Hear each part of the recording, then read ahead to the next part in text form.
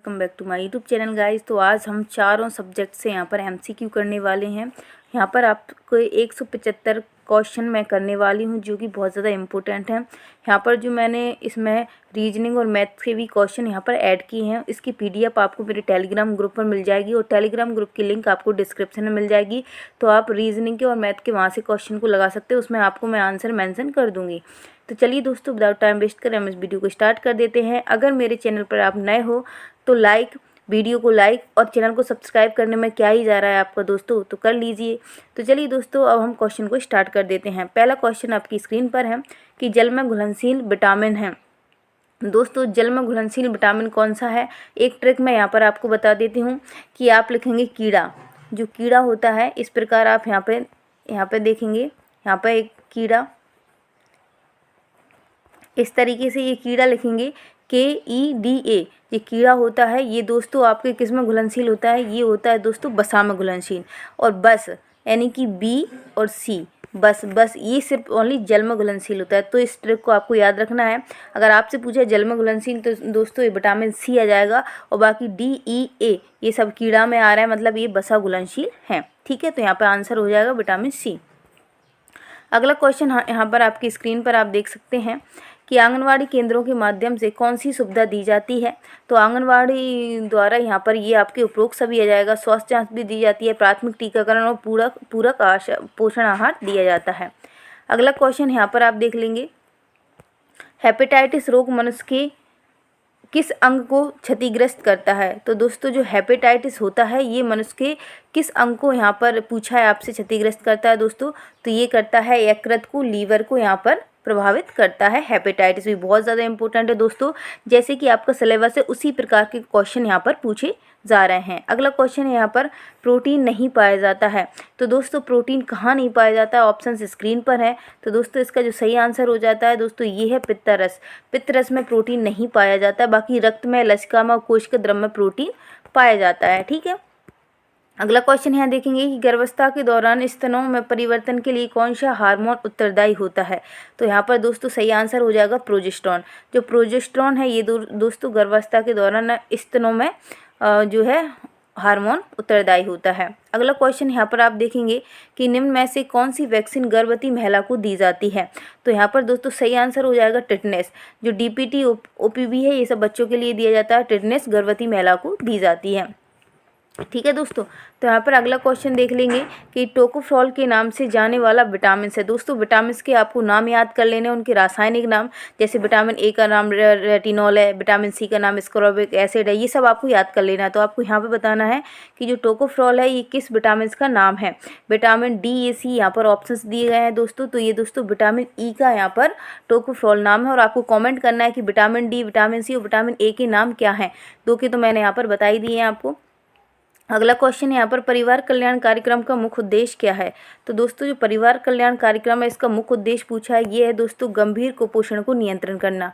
इसका दोस्तों जो उद्देश्य है वो है दोस्तों गंभीर कुपोषण पर नियंत्रण करना।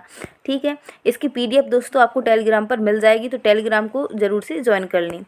पूर्ण गर्भावस्था के दौरान महिला के वजन में वृद्धि होती है। जो गर्भावस्था में जब एक लेडीज रहती है तो उसका वजन लगभग कितना बढ़ जाता है? तो दोस्तों 10 से 12 किलोग्राम यहाँ पर बढ़ जाता है। अगला क्वेश्चन यहाँ पे आप देखेंगे कि किशोरावस्था में बालिका हेतु आयरन की आवश्यकता होती है। तो आयरन की कितनी आवश्यकता होती है दोस्तों? तो यहाँ पे आंसर हो जाएगा 28 से 30 मैग्नीशियम पर डे यहाँ पर चाहिए होती है। अगला क्वेश्चन आपकी स्क्रीन पर है यहाँ पर कि मध्य प्रदेश में राष्ट्रीय दृष्टिहीन नियंत्रण कार्यक्रम किसके सहयोग से चलाया जाता है दोस्तों? तो ये विश्व बैंक के सहयोग से चलाया जाता है। अगला क्वेश्चन है, भारत में कुपोषण का मुख्य कारण है। भारत में कुपोषण का दोस्तों क्या कारण है मुख्य? तो दोस्तों जनसंख्या वृद्धि, अज्ञानता, गरीबी, ये सभी भारत में कुपोषण के मुख्य कारण हैं। अगला क्वेश्चन है यहाँ पर, चेचक के टीके की खोज किसने की थी? तो दोस्तों चेचक के टीके की खोज एडवर्ड जेनर ने की थी। आपको कमेंट करना है कि जो रॉबर्ट कोच हैं इन्होंने किसकी खोज की थी। ठीक है, अगला क्वेश्चन है यहाँ पर, आप सबको पता है कि हमारा एग्ज़ाम अब 28 फरवरी से नहीं हो रहा है बल्कि अब 7 मार्च से है। तो दोस्तों मैं ये सोचती हूँ कि आपकी जो तैयारी है वो पूरी हो चुकी होगी, तो आपको सारे क्वेश्चंस आने चाहिए।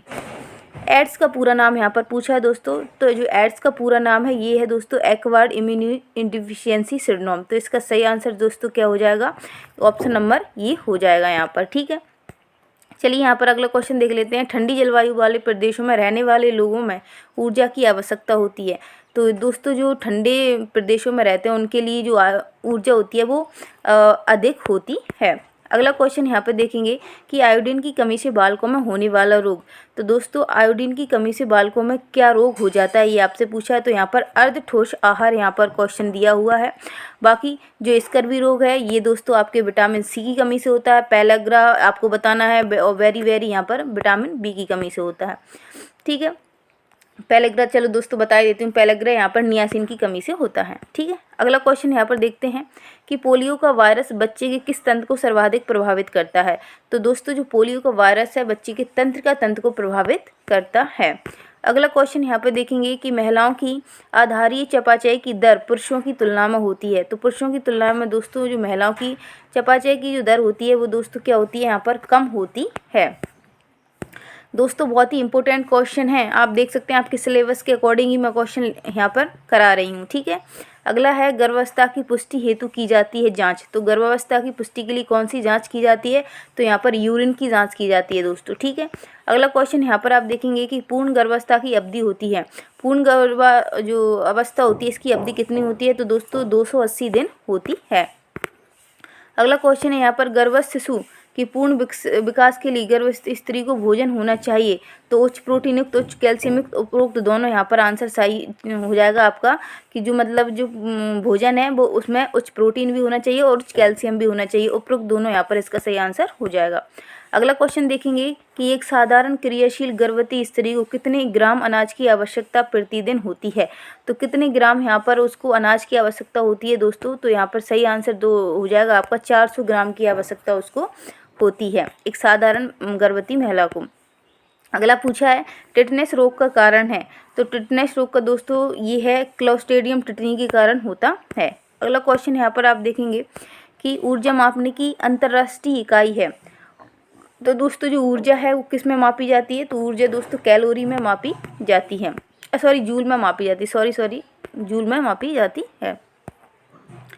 अगला क्वेश्चन यहाँ पर आप देखेंगे पर्नीशियस एनीमिया से बचाव हेतु गर्भावस्था में भोजन लेना आवश्यक है। तो दोस्तों यहाँ पर क्या हो जाएगा, विटामिन B12 क्या लेना आवश्यक दोस्तों, विटामिन B12 लेना आवश्यक हो जाता है। गर्भवती महिला को कैल्शियम की आवश्यकता की पूर्ति हेतु क्या लेना चाहिए। तो दोस्तों गर्भवती महिला को कैल्शियम की पूर्ति के लिए दूध तथा दूध से बने पदार्थ, बंद गोभी, अंडा या फिर उपरोक्त सभी। तो दोस्तों यहाँ पे उसको ये सभी चीज़ें लेनी चाहिए क्योंकि इन सभी में कैल्शियम भरपूर मात्रा में मिल जाता है। अगला है पीलिया मनुष्य के शरीर के किस अंग को प्रभावित करता है। तो दोस्तों जो पीलिया होता है मनुष्य के लीवर को प्रभावित करता है। किसको करता है दोस्तों, लीवर को प्रभावित करता है। अगला क्वेश्चन है कि राष्ट्रीय फाइलेरिया उन्मूलन कार्यक्रम कब प्रारंभ किया गया था। तो राष्ट्रीय फाइलेरिया जो उन्मूलन कार्यक्रम है दोस्तों 1955 में शुरू किया गया था। अगला क्वेश्चन देखेंगे कि परिवार कल्याण कार्यक्रम का मुख्य उद्देश्य क्या है दोस्तों। तो परिवार कल्याण कार्यक्रम का जो मुख्य उद्देश्य है यहाँ पर जनसंख्या को नियंत्रण करना है। ठीक है, अगला क्वेश्चन देख लेते हैं। यहाँ पर कुपोषण का अर्थ होता है। तो दोस्तों अतिपोषण अल्पपोषण दोनों ही कुपोषण का अर्थ होता है। और एक क्वेश्चन आपसे घुमा के पूछ सकता है कि कुपोषण के कितने प्रकार होते हैं, तो 2 होते हैं। ठीक है, अगला क्वेश्चन यहाँ पे आप देख लेंगे कि शरीर में रोगों से लड़ने की शक्ति को कहते हैं। तो दोस्तों शरीर में रोग प्रतिरोधक क्षमता और निशंकरण उपरोक्त दोनों यहाँ पर इसका आंसर रोग प्रतिरोधक क्षमता यहाँ पर कहते हैं, शरीर से रोगों से लड़ने की क्षमता। अगला क्वेश्चन है कि मीजल्स का टीका बालक को कब लगता है। तो मीजल्स का टीका बालक को दोस्तों 9 माह में लगता है। अगर आप कमेंट करेंगे तो मैं सारे टीके मतलब जो 1.5 मंथ में, 2.5 मंथ में और फिर जो आपके मतलब 9 मंथ में लगते हैं वो मैं सब की लिस्ट आपको मतलब एक वीडियो बनाकर दे दूँगी। अगर आप कमेंट करेंगे तो एक ही जगह पर आपको सारे टीके मिल जाएंगे। टीका कहाँ पे लगता है, किस मंथ में लगता है, आपके उससे कहीं भी क्वेश्चन बाहर नहीं जाएगा। अगर आप मुझे कमेंट करेंगे तो ये वीडियो में भी ज़रूर ला दूँगी। अंधेपन को दूर करने हेतु भारत सरकार ने राष्ट्रीय स्तर पर कार्यक्रम किस वर्ष प्रारंभ किया था। तो दोस्तों अंधेपन को दूर करने के लिए भारत सरकार ने जो राष्ट्रीय स्तर कार्यक्रम को चलाया था ये दोस्तों 1970 में चलाया था। अगला क्वेश्चन आपकी स्क्रीन पर है कि जन्म से लेकर 1 वर्ष की आयु क्या कहलाती है। तो दोस्तों जन्म से लेकर 1 वर्ष की आयु शैशवावस्था कहलाती है। तो अगला क्वेश्चन है स्कूल मध्यांतर भोजन कार्यक्रम की शुरुआत भारत सरकार द्वारा कब की गई थी। तो दोस्तों ये 1961 में की गई थी। अगला क्वेश्चन यहाँ पर आप देखेंगे कि ICMR के अनुसार गर्भावस्था के दौरान महिलाओं को कितनी अतिरिक्त ऊर्जा की आवश्यकता होती है। कितनी अतिरिक्त, तो दोस्तों 600 कैलोरी प्रतिदिन अतिरिक्त यहाँ पर 600 किलो कैलोरी यहाँ पर होती है। लेकिन ये दोस्तों इस क्वेश्चन में थोड़ा सा डाउट है कि मुझे इसका सही आंसर पता है 600 कैलोरी। आप इसको कंफर्म कर लेना, एक बार गूगल वगैरह सर्च कर लेना, या फिर आप उनके पास कोई बुक हो तो उससे कर लेना। ठीक है, इसका आंसर क्या है। अगला क्वेश्चन है यहाँ पर माइक्रो न्यूट्रिएंट्स यानी सूक्ष्म पोषक तत्व होते हैं। यहाँ पर ऑप्शंस दिए हैं आपको बहुत सारे, तो आपको जो सही आंसर हो जाएगा जो आयरन है ये सूक्ष्म पोषक तत्व है। पोटेशियम, फास्फोरस, कैल्शियम ये सब आपके बहुल पोषक तत्व हो जाएंगे।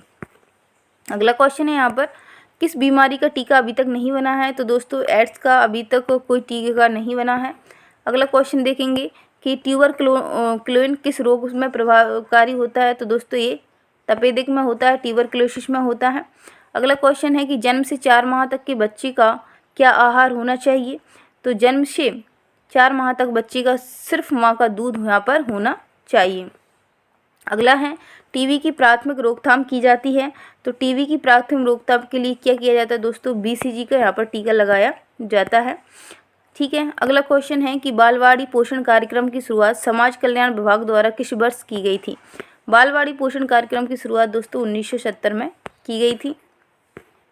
अगला क्वेश्चन है यहाँ पर पोलियो को चिकित्सा विज्ञान की भाषा में क्या कहा जाता है। तो पोलियो को चिकित्सक की भाषा में दोस्तों यहाँ पर पोलियोमाइलिटिस कहा जाता है।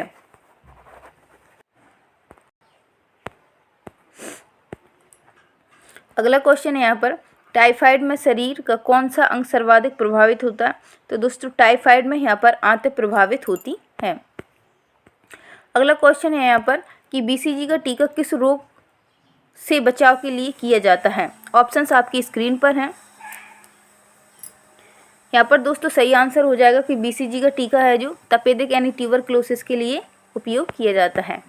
अगला क्वेश्चन यहाँ पर आप देखेंगे कि शरीर का तापक्रम यानी बुखार बढ़ने पर चयापचय की दर हो जाती है। तो क्या हो जाती है दोस्तों, यहाँ पर ये दोस्तों बढ़ जाती है। क्या होती है दोस्तों, बढ़ती है।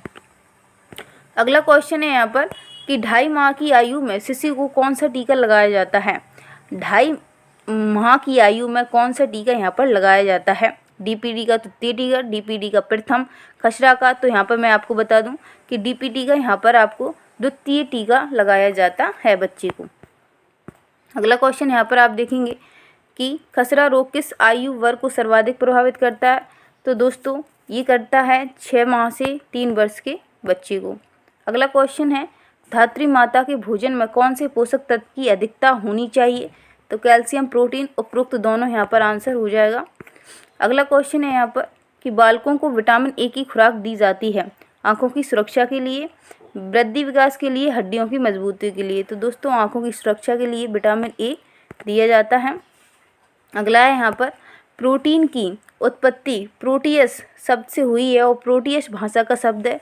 तो दोस्तों ये ग्रीक भाषा का शब्द है। अगला क्वेश्चन यहाँ पर आप देखेंगे कि समेकित बाल विकास परियोजना ICDS के हितग्राही हैं। तो कौन कौन आते हैं यहाँ पर दोस्तों, गर्भवती माताएं, धात्री माताएं, स्कूल पूर्व छात्र, उपरोक्त सभी यहाँ पर आंसर हो जाएगा। अगला क्वेश्चन आपकी स्क्रीन पर है किसी व्यक्ति की क्रियाशीलता बढ़ने पर प्रोटीन की मात्रा। तो दोस्तों प्रोटीन की जो मात्रा है वो स्थिर रहती है, प्रोटीन की मात्रा नहीं बढ़ती है ना घटती है। अगला क्वेश्चन है यहाँ पर पल्स पोलियो अभियान का प्रथम चरण कब प्रारंभ हुआ था। तो पल्स पोलियो का प्रथम चरण दोस्तों ये कब प्रारंभ हुआ था, ये पूछा आपसे 1995 में हुआ था। अगला क्वेश्चन यहाँ पर आप देख लेंगे कि व्यावहारिक पोषणाहार कार्यक्रम की शुरुआत सर्वप्रथम किस राज्य से हुई। तो दोस्तों ये उड़ीसा राज्य से हुई थी। अगला क्वेश्चन है यहाँ पर अब दोस्तों जो हमने स्वास्थ्य से कर लिए क्वेश्चन, मतलब आपके स्वास्थ्य पोषण एवं स्वास्थ्य से हमने 55 क्वेश्चन कर लिए हैं। अब आ चुके हैं हम आपका जो दूसरा टॉपिक है general knowledge and logical ability. तो जो मैथ वगैरह क्वेश्चन होंगे इनको मैं छोड़ दूंगी, इनके आंसर मेंशन हुए हैं, आप जाके PDF में वहाँ पे लगा सकते हैं। तो जो मतलब आपके यहाँ पे जो क्वेश्चन कराने वाली हूँ वो मैं करा दूंगी। अब क्वेश्चन है कि अट्टा विस्टा था क्या था दोस्तों? अट्टा विस्टा एक सर्च इंजन था। ये आपके कंप्यूटर के क्वेश्चन है। यहाँ पे अगला क्वेश्चन है कि एथेनॉल का अधिक सेवन किस अंग को खराब कर देता है? एथेनॉल दोस्तों यकृत को खराब कर देता है, ये आपको याद रखना है। अगला क्वेश्चन यहाँ पे पूछा गया है कि MS एक्सेस में नया डेटाबेस खोलने के लिए उपयोग किया जाता है। तो नया डेटाबेस ओपन करने के लिए दोस्तों Ctrl+N का यहाँ पर प्रयोग किया जाता है। जब भी हम कोई न्यू फाइल ओपन करते हैं तो Ctrl+N का उपयोग करते हैं। ओके, ये कुछ रीजनिंग के क्वेश्चन है, तो यहाँ पर सारे डले हुए हैं, आप PDF से लगा सकते हैं, इनके आंसर भी हैं, तो आपको दिक्कत नहीं आएगी। यहाँ पे है सर्व शिक्षा अभियान कौन से वर्ष क्रियान्वित किया गया था? तो दोस्तों 2001 में यहाँ पर इसको क्रियान्वित किया गया था। ठीक है, यहाँ से आपको पता चल जाएगी कैसे क्वेश्चन रीजनिंग और मैथ्स के पूछे जाएंगे। अगला है कस्टम एनिमेशन टास्क पेन से मोशन पेन का इफेक्ट देखने के लिए आपको करना होगा। तो दोस्तों ये क्या करना होता है? आपको शो इफेक्ट बटन को क्लिक करना पड़ता है। ठीक है, अगला है यहाँ पर कि राष्ट्रीय महिला आयोग में सदस्यों में कम से कम कितने व्यक्ति अनुसूचित जाति या अनुसूचित जनजाति से संबंधित होते हैं? तो दोस्तों अगर ये आपसे क्वेश्चन करता कि अनुसूचित जाति और अनुसूचित जनजाति की कितने सदस्य चाहिए तो आंसर 2 होता, लेकिन उन्होंने या लगा के पूछा तो इसका आंसर हो जाएगा 1-1 सदस्य यहाँ पर होना चाहिए। ठीक है, ये मैथ का क्वेश्चन है यहाँ पर। अगला है कि एक प्रोटीन हार्मोन है, ऑप्शंस दिए हुए हैं, इनमें से बताना है कि एक प्रोटीन हार्मोन है दोस्तों, तो इसका सही आंसर हो जाएगा थायरोट्रोपिक। जो थायरोट्रोपिक है ये प्रोटीन हार्मोन है। ठीक है दोस्तों, अगला है कौन से अनुच्छेद के अंतर्गत संपत्ति का अधिकार एक संवैधानिक अधिकार है? यहाँ पर ऑप्शंस दिए हैं, तो दोस्तों यहाँ पर सही आंसर हो जाएगा 301 के तहत ये अधिकार हमको दिया है कि संपत्ति का अधिकार एक संवैधानिक अधिकार है। सर्वप्रथम अनुसूचित जनजाति आयोग के अध्यक्ष कौन थे? तो ये थे दोस्तों कुंवर सिंह। कौन थे दोस्तों? यहाँ पर कुंवर सिंह थे। अगला ये आपका मैथ का क्वेश्चन है, ये भी आपका मैथ का ही क्वेश्चन है। यहाँ पर फिर देखेंगे अधिनियम से है, अनैतिक देह व्यापार अधिनियम किस वर्ष पारित किया गया था? तो अधिनियम जो देह व्यापार रोकथाम है ये दोस्तों 1956 में पारित किया गया था। अधिनियम से दोस्तों 10 नंबर के क्वेश्चन पूछे जाएंगे एग्जाम में। अधिनियम अगर नहीं पढ़ा है तो प्लीज़ मैंने मतलब टॉपिक वाइज वीडियो डाल दी, उनको देख लेना, और जो टॉपिक रह गए मैं वो भी कवर करा दूंगी आपके एग्ज़ाम से पहले। अगला है लैक्टिकल्स संबंधित होता है, तो दोस्तों ये किससे संबंधित होता है? लैक्टिकल्स, ये दोस्तों दुग्ध अवशोषण से संबंधित होता है लैक्टिकल्स। अगला क्वेश्चन यहाँ पर देखेंगे कि स्वच्छ स्वस्थ सर्वत्र योजना निम्न में से कौन से वर्ष भारत को खुले में शौच मुक्त बनाने का लक्ष्य रखा था? तो यहाँ पर सही आंसर हो जाएगा दोस्तों 2019। ओके, अगला क्वेश्चन यहाँ पर आप देखेंगे कि सैनिटरी मार्टस योजना का लॉन्च किसने किया था? सैनिटरी मार्टस का योजना का लॉन्च दोस्तों राष्ट्रीय सफाई कर्मचारी वित्त एवं विकास निगम ने किया था। अगला है जैविक कोशिका में सर्वत्र ऊर्जा वाहक कौन सा है? तो सर्वत्र ऊर्जा जो वाहक है ये दोस्तों ATP है। ऑप्शन नंबर ये यहाँ पर सही हो जाएगा। अगला क्वेश्चन यहाँ पे देखेंगे, जब आप वर्ड के दस्तावेज में एक्सेल फाइल को डालते हैं तो डेटा क्या करता है दोस्तों? यहाँ पर ये पूछा है, तो दोस्तों एक शब्द तालिका में रखा जाता है डेटा को। ठीक है, अगला क्वेश्चन यहाँ पर आप देखेंगे, स्वर्ण जयंती ग्राम स्वरोजगार योजना का आरंभ कौन से वर्ष हुआ? तो स्वर्ण जयंती ग्राम स्वरोजगार जो योजना है इसका जो शुरुआत है दोस्तों 1999 में हुआ। 1999 में हुआ, सॉरी। अगला क्वेश्चन है यहाँ पर, कायाकल्प योजना निम्न में से किससे संबंधित है? तो कायाकल्प जो योजना है दोस्तों ये स्वच्छता से संबंधित है। अगला क्वेश्चन यहाँ पर आप देखेंगे कि आपराधिक विधि संशोधन अधिनियम 2013 के अंतर्गत एक ही बार में कितने अधिनियमों में संशोधन किया गया था? कितने अधिनियमों में संशोधन किया गया था दोस्तों? तो 4 अधिनियमों में संशोधन किया गया था। फिर से आपका एक मैथ का क्वेश्चन है यहाँ पर, ये भी मैथ का है, परसेंटेज है। अगला क्वेश्चन है, आहार में विटामिन डी की कमी से होने वाला रोग। तो दोस्तों विटामिन डी की कमी से रिकेट्स रोग हो जाता है, और इसका भी विटामिन सी से, वेरी विटामिन बी से हो जाता है। नाइट ब्लाइंडनेस है ये विटामिन ए से। ठीक है, अगला क्वेश्चन यहाँ पर आप देखेंगे अगला क्वेश्चन है कि हिंदू उत्तराधिकारी अधिनियम 1956 निम्न में से किन व्यक्तियों पर लागू होता है? तो ये ब्रह्म समाज के अनुयायी, अनुसूचित जनजाति, बौद्धों, उपयुक्त सभी पर यहाँ होता है। जो हिंदू धर्म के हैं उन सभी पर हिंदू उत्तराधिकारी अधिनियम पारित होता है।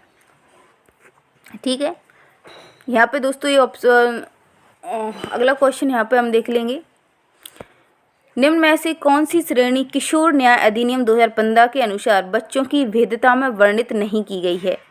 तो दोस्तों यहाँ पर कौन सा है कि जो आंसर हो जाएगा ये विधि के संसर्ग में रहने वाले बालकों को।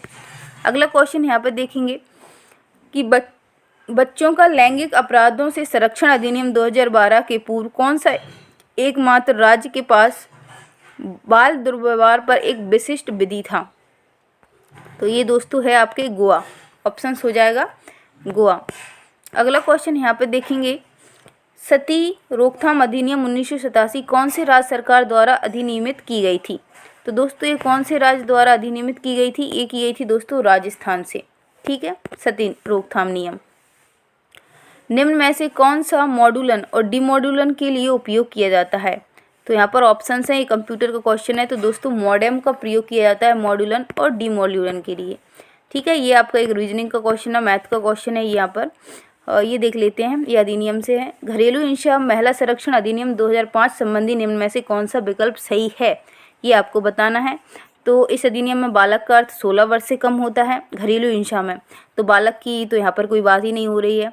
यह अधिनियम जम्मू और कश्मीर छोड़कर पूरे भारत में लागू है, उपरोक्त दोनों। तो यहाँ पर इसका सही आंसर हो जाएगा दोस्तों, ये पूछा है कि कौन सा विकल्प इससे संबंधित नहीं है, तो ये अधिनियम पूरे भारत में लागू है और इस अधिनियम में बालक का यहाँ पर कोई अर्थ नहीं है, तो ये ऑप्शन आपका सही हो जाएगा। ये महिला से संबंधित अधिनियम है, घरेलू अधिनियम। ठीक है, अगला है यहाँ पर, महिलाओं के कार्यस्थल पर लैंगिक उत्पीड़न निवारण प्रतिषेध और प्रतिरोध अधिनियम 2013 संबंधित निम्न में से कौन सा विकल्प सही नहीं है, ये पूछा। ये कश्मीर सहित पूरे भारत में लागू है। ये समिति का गठन करने का निर्देश देता है, उपरोक्त दोनों। तो यहाँ पर जो दोस्तों सही आंसर हो जाएगा उपरोक्त दोनों हो जाएगा।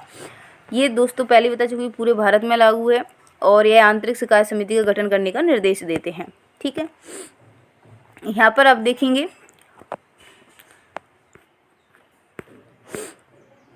यहाँ पे एक रीजनिंग का क्वेश्चन दिया हुआ है आपको। ये क्वेश्चन है आपने, राष्ट्रीय बाल कोष के प्रबंधन बोर्ड के अध्यक्ष कौन होंगे? तो जो राष्ट्रीय बाल कोष होता है, इसके प्रबंधन बोर्ड के जो अध्यक्ष होते हैं दोस्तों, ये महिला एवं बाल विकास के प्रभारी मंत्री में से होते हैं। राष्ट्रीय स्वास्थ्य बीमा योजना का आरंभ कौन से वर्ष हुआ था? तो राष्ट्रीय स्वास्थ्य बीमा योजना का दोस्तों जो आरंभ है वो 2008 में हुआ था। अगला क्वेश्चन फिर से आपका मैथ का आ चुका है। ये है, राष्ट्रीय रुवन मिशन के अंतर्गत कितने वांछित घटक की सिफारिश की गई है? तो यहाँ पर दोस्तों कितने वांछित घटक की सिफारिश की गई थी? 2014 की गई थी।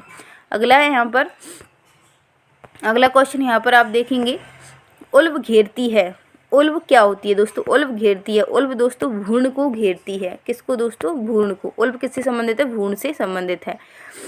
अगला क्वेश्चन यहाँ पर आप देखेंगे, सेल्यूलर टेलीफोन की बुनियादी सेवा इकाई है। तो सेल्यूलर टेलीफोन की जो बुनियादी इकाई है दोस्तों, ये सेल होगी। ऑप्शन नंबर 20 का सही आंसर है। अगला यहाँ पर क्वेश्चन है कि फॉर्मेटिंग टूलबार में सबसे छोटी और सबसे बड़ी फॉन्ट साइज़ क्या होती है? तो दोस्तों सबसे छोटी और सबसे बड़ी फॉन्ट, सबसे छोटी 8 और सबसे बड़ी 72 होती है फॉन्ट साइज। यहाँ पर आपका रीजनिंग का एक सवाल आ चुका है बीच में, ये आपका मैथ का है। यहाँ पर फिर से क्वेश्चन है एक कि निम्न में से कौन सा इकलौता राज्य पिछड़ा क्षेत्र अनुदान निधि कार्यक्रम में नहीं आता है? तो ये दोस्तों कौन सा राज्य है जो एक पिछड़ा क्षेत्र में नहीं आता है? ये है दोस्तों आपका गोवा राज्य। अगला क्वेश्चन यहाँ पे हम देख लेते हैं कि कौन सा विटामिन जिसमें धातु आयन उपस्थित होता है? तो दोस्तों किस में धातु आयन उपस्थित होता है? तो ये दोस्तों विटामिन B12 में होता है।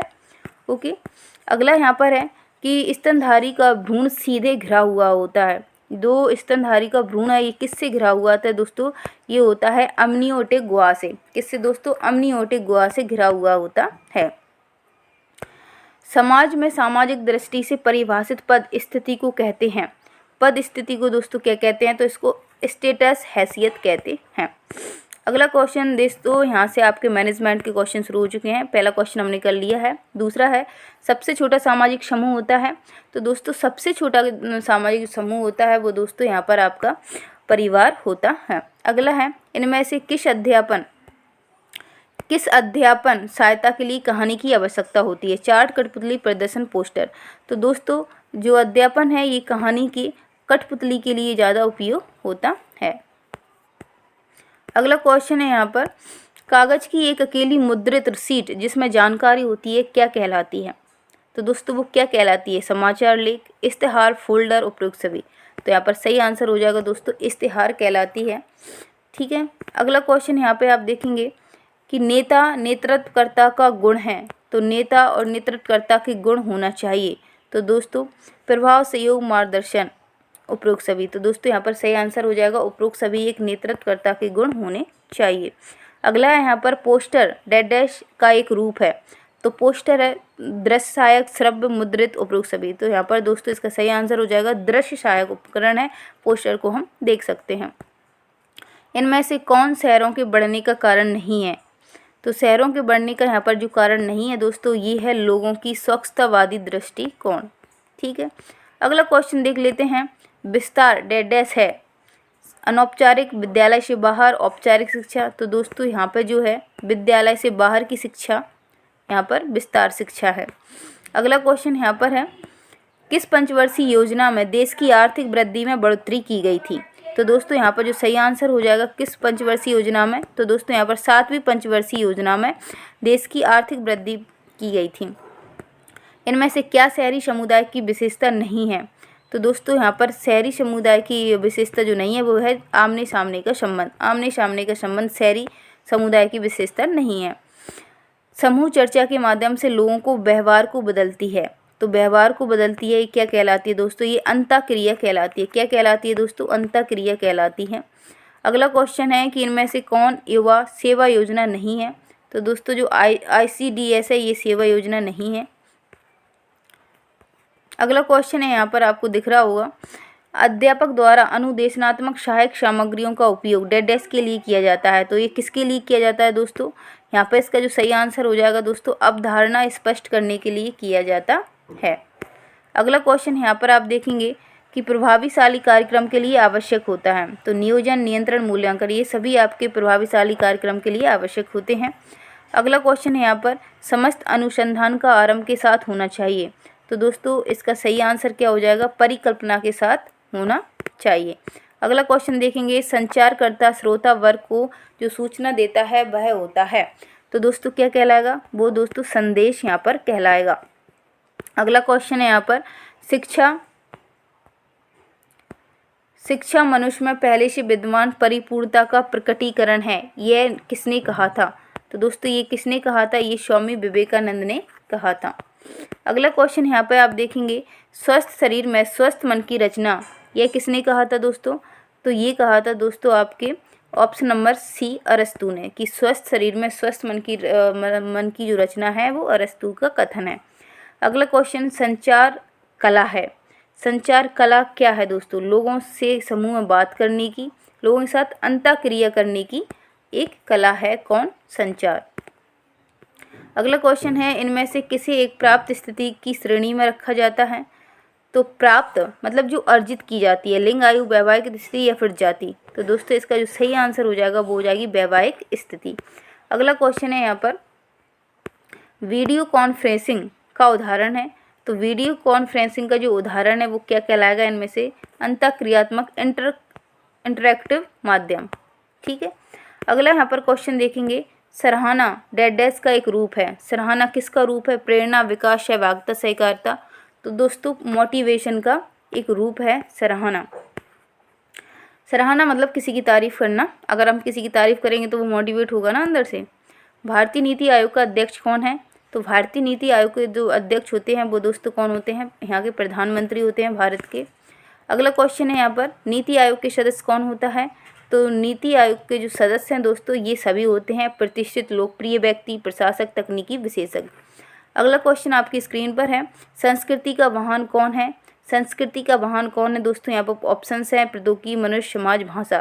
तो दोस्तों जो संस्कृति का वाहन है यहाँ पर, इसका आपका करेक्ट आंसर हो जाएगा भाषा। अगला क्वेश्चन यहाँ पर है विस्तार शिक्षा का मूल है। विस्तार शिक्षा का मूल यहाँ पर है आपके ब्रिटेन से। अगला क्वेश्चन यहाँ पर है कि अध्यापन की नियता पाठ चर्चा होती है। तो वो पाठ चर्चा कैसी होती है दोस्तों? वो पूरी तरह से औपचारिक होती है, फॉर्मल एजुकेशन होती है। समूह की निगरानी करना क्या कहलाता है? समूह की निगरानी करना क्या कहलाता है दोस्तों? तो ये कहलाता है समूह को नियंत्रित करना। क्या कहलाता है दोस्तों? समूह को नियंत्रित करना।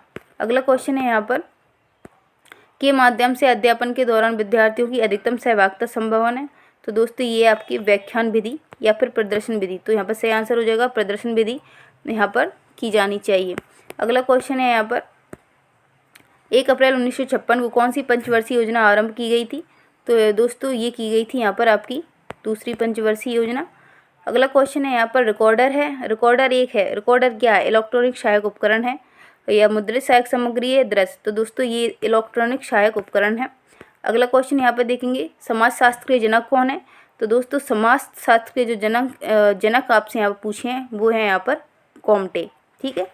अगला क्वेश्चन यहाँ पर आप देख लेंगे जोसेफ स्टेलिन ने कौन सी पंचवर्षीय योजना क्रियान्वित की थी? तो जोसेफ स्टेलिन ने यहाँ पर पहली पंचवर्षीय का क्रियान्वयन किया था। दोस्तों इसके बाद जो आपको यहाँ पर आपका जो मैनेजमेंट है, यहाँ पर 33 नंबर के आपसे एमसीक्यू पूछे जाएंगे। बाकी 12 नंबर के यहाँ पर आपसे मतलब गद्यांश पढ़ना है और उसके बाद आपको आंसर देना। तो ये गद्यांश दिए हुए हैं, आपको पीडीएफ में मिल जाएंगे, आप इनके आंसर लगा देना। अब हम सीधे अब बाल विकास की ओर चलते हैं और बाल विकास से यहाँ पर क्वेश्चन को कर लेते हैं। ठीक है। यहाँ पर आपको 12 क्वेश्चन करने को मिलते हैं, जो 12 नंबर आप आसानी से अपने एग्जाम में ला सकते हैं। सिर्फ आपको गद्यांश को पढ़ना है, फिर उसके बाद यहाँ पर आपको आंसर्स देने हैं। ठीक है दोस्तों, चलिए तो यहाँ से हम बाल विकास पर चलते हैं और पहला क्वेश्चन है एड्स का मुख्य स्रोत कौन सा होता है? तो दोस्तों जो मतलब जो एड्स है दोस्तों ये वेश्यावृत्ति से फैलता है। ठीक है। अगला क्वेश्चन है यहाँ पर मानसिक रूप से निरुद्ध बालक की जो बुद्धि लब्धि है वो कम होती है। तो दोस्तों ये 85 से कम होती है। अगला क्वेश्चन यहाँ पर है कि सामाजिक विकास का प्रमुख तत्व क्या है? तो दोस्तों सामाजिक विकास का जो प्रमुख तत्व होता है ये वंशानुक्रम और वातावरण होता है। ठीक है। अगला क्वेश्चन यहाँ पर आप देखेंगे कि प्रथम बार विकसित दांत कौन सा होता है? तो ये दोस्तों दूध के दांत कहा जाता है इनको। अगला क्वेश्चन यहाँ पर देखेंगे कि निम्न में से कौन विशेष शिक्षा का उद्देश्य है? तो दोस्तों जो विशेष शिक्षा का उद्देश्य है ये है दोस्तों समायोजन में सहायता, योग्यता का अधिकतम विकास, आर्थिक विकास, उपरोक्त सभी। अगला क्वेश्चन है यहाँ पर नवजात की नाड़ी गति है। तो जो नवजात की नाड़ी गति है वो दोस्तों कितनी है यहाँ पर? तो दोस्तों ये है 125 प्रति मिनट। क्या दोस्तों? 125 प्रति मिनट।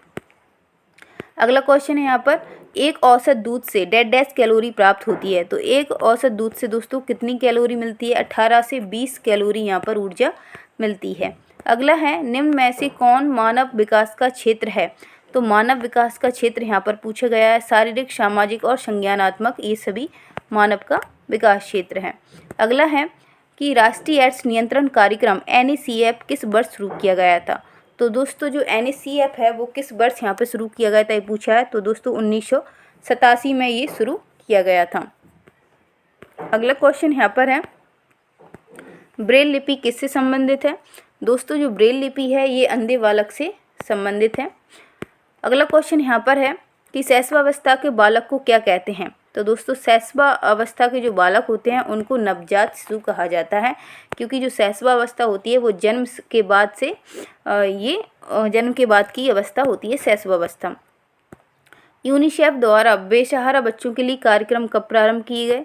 तो दोस्तों उनके लिए कार्यक्रम 1992 और 93 में शुरू किए गए। अगला क्वेश्चन है शाला पूर्व शिक्षा किससे संबंधित है?